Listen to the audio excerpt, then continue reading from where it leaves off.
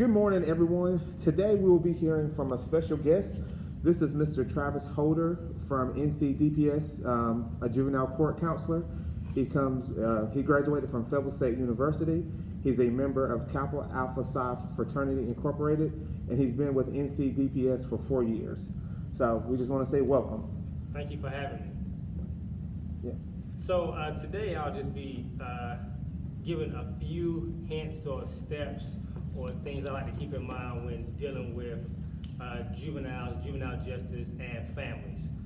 So I'll be giving 5 tips, 5 topics. The first one will be support system. The second will be being active. The third will be positive peers. The fourth will be plan for your future. And the fifth will be breaking the curse. So going back to number 1, we're looking at support system. That includes your family, your teachers, your mentors, barbers, coaches, anybody that you come in interaction with. And the old saying goes, it takes a village. And I truly believe that it takes all of these people in the community to help build up positive role models for the future. Because you have to think about it in a daily basis, how many people does a juvenile interact with? And if every one of those people says one positive thing to that juvenile, it can change that day automatically. You never know what that child is going through. Just a smile or how you doing or be blessed could change the whole perspective for that day for that juvenile, for that kid, for whoever it may be. Even though as an adult, how you doing, good morning, or be blessed, have a blessed day can change your whole day. So I truly believe that a good support system, a good village. I know me, I'm big on mentors. I have a lot of mentors. I have a lot of people that I reach out to. I have a lot of people that I trust. I have a lot of people that, before I make some big decisions, I may call and get input. And I think that's one thing that that these kids need to know is that, hey, we got your back. We know you're not going to do everything right. We know you're going to make mistakes, but I just want to be an open person to that they can come and talk to no matter what the situation is. So I enjoy being a part of the village. I coach. I've been coaching for years, so I've reached numerous amount of kids. And now what I do now as a juvenile court counselor, I reach and communicate with kids every day of the week. So I think that is huge. Support system is a huge role in the development of these young individuals that we deal with. The second thing I would like to discuss is being active. Now, like I just said, I am a basketball coach. I've been coaching basketball since 2007. I think sports, clubs, and churches are huge parts of being active. And I like to say the more time you spend being positive, the less time you spend being negative and getting in trouble. Because if you're playing sports right after school, guess where you're going? You're going to football practice, you're going to basketball practice. If you have a game, you're going to games.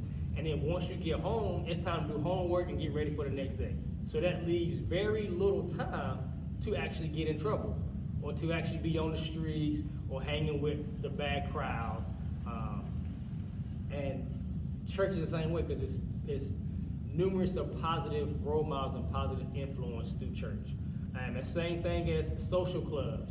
Every school has some type of club or organization you can join that will better your future, that will teach you things you need to know to be a productive citizen. Positive peers will be the third thing I like to talk about. And I say this a lot, your friends and associates tell a lot about you.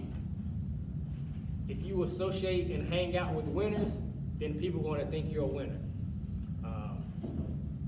I say this a lot, if you hanging with 4 people, then typically whatever those 4 are doing, you're going to be the 5th person doing that. So if your 4 best friends are all on the right track to go to college, they're playing sports, they're active in the community, they're not getting in trouble, then 9 times out of 10, you can be the 5th one doing that.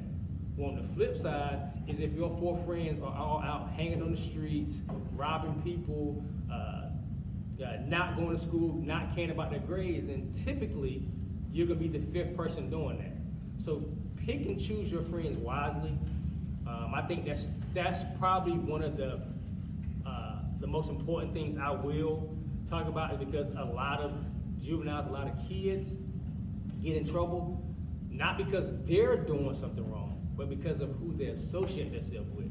And I can be out with my friends and my friends do something wrong, but since I'm there, I get associated with it, so now I get a bad rap as well. So that's huge. Pick your friends wisely. Like I said, your positive peers tells a lot about yourself, and who you hang out with, who you associate with, tell a lot about yourself as well. Plan for your future. A man that doesn't have a plan plans to fail. All right, so you got to know, okay, do I want to go to college?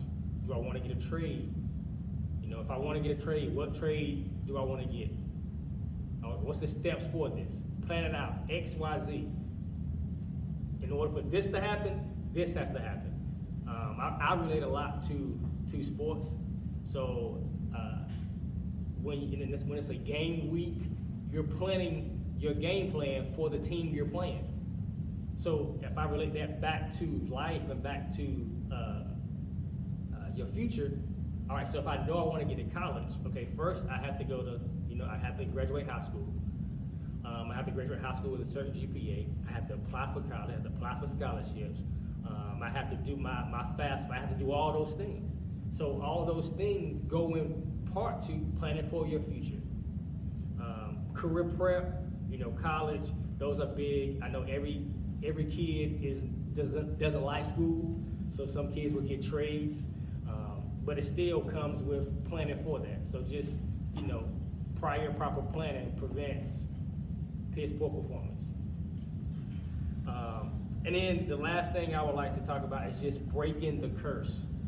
I do understand with the field that I'm in, a lot of families and juveniles that I work with, because I have a lot of males on my caseload.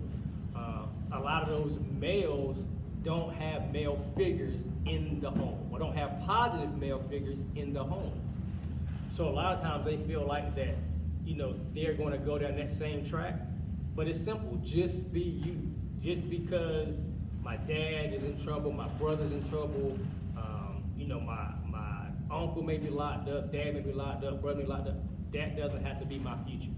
Because I control my future, I can control what happens to me. So break that generational curse. Be different, set the example.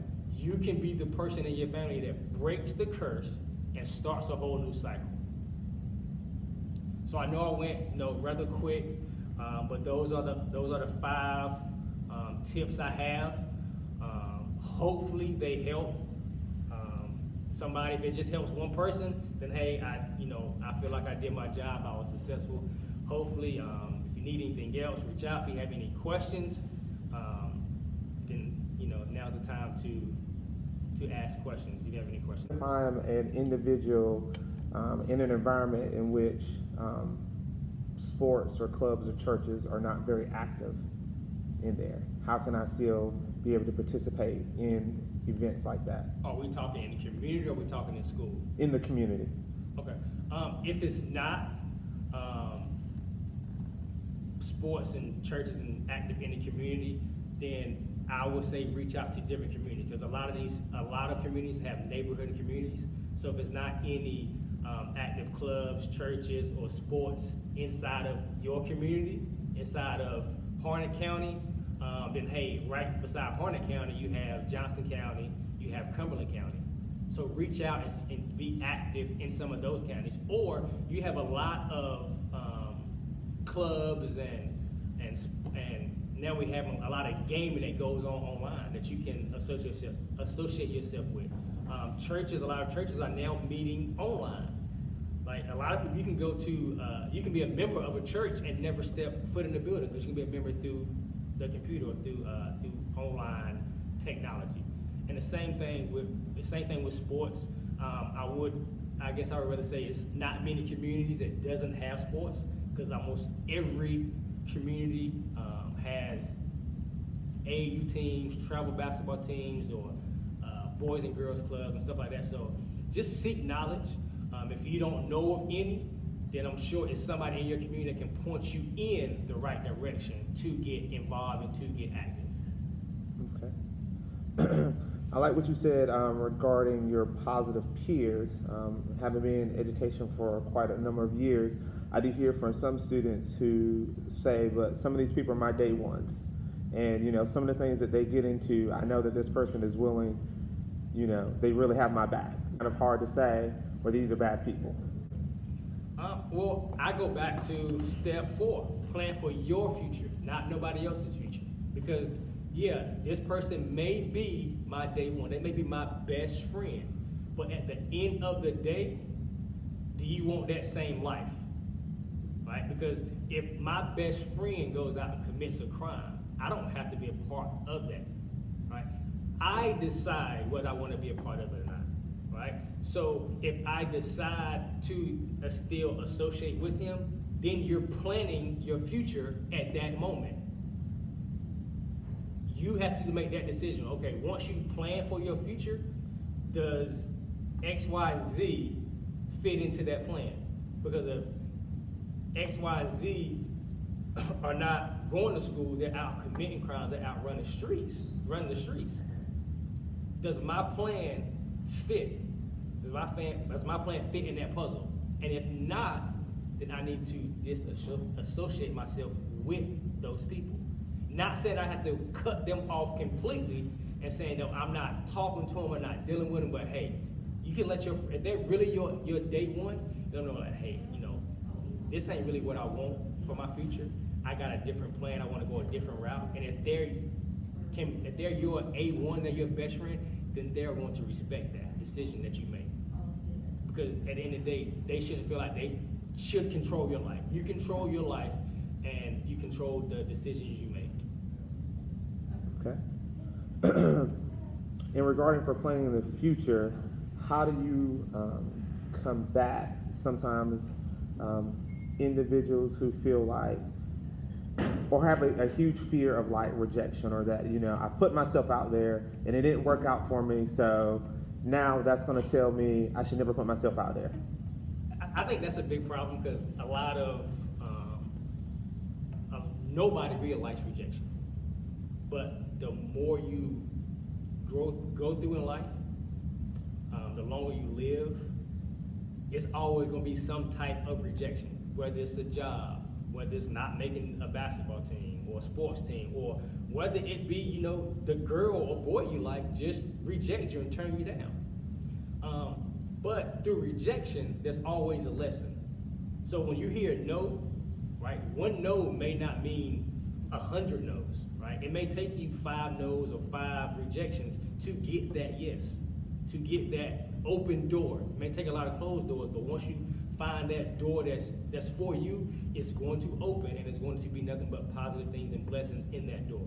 So you just gotta just stay positive, stay focused. Don't get so caught up on right now. Don't get caught up, okay, well, I gotta know, I gotta know here where I failed this test, I'm going right back to the streets. I'm going right back to doing what I'm doing.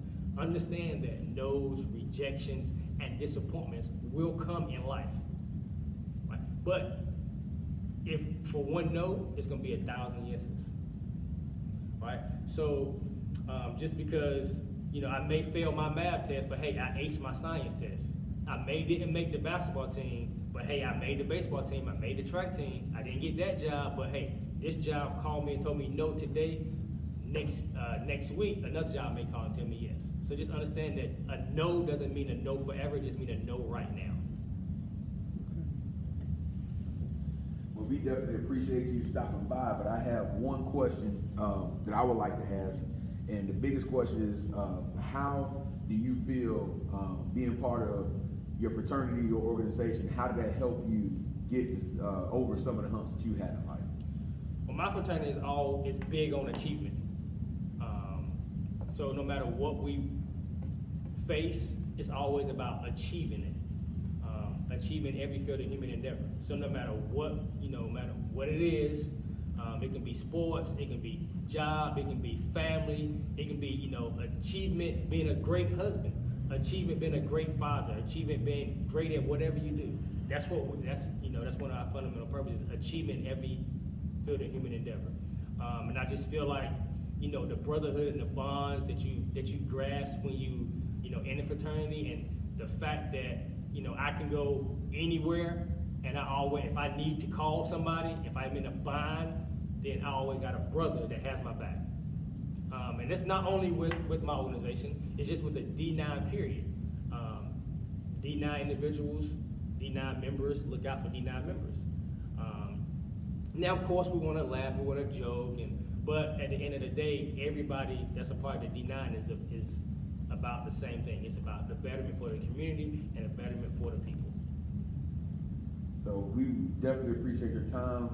We're not gonna hold you too much longer, but we really, really appreciate you. We're gonna give you the floor to give any closing remarks that you may have, any enlightening words, quote, of your favorite quote, or anything like that that you would like to share with our staff or students before you go. Just to end it, I would just like to say that to the kids, the juveniles, and the young people that's going to watch this, just realize that you control your life, you control your future, you control your path. Just because of, you know, things that happen to you or happen in your family, that doesn't have to dictate what's going to happen to you. Be the change, break the curse, break the cycle, and be blessed.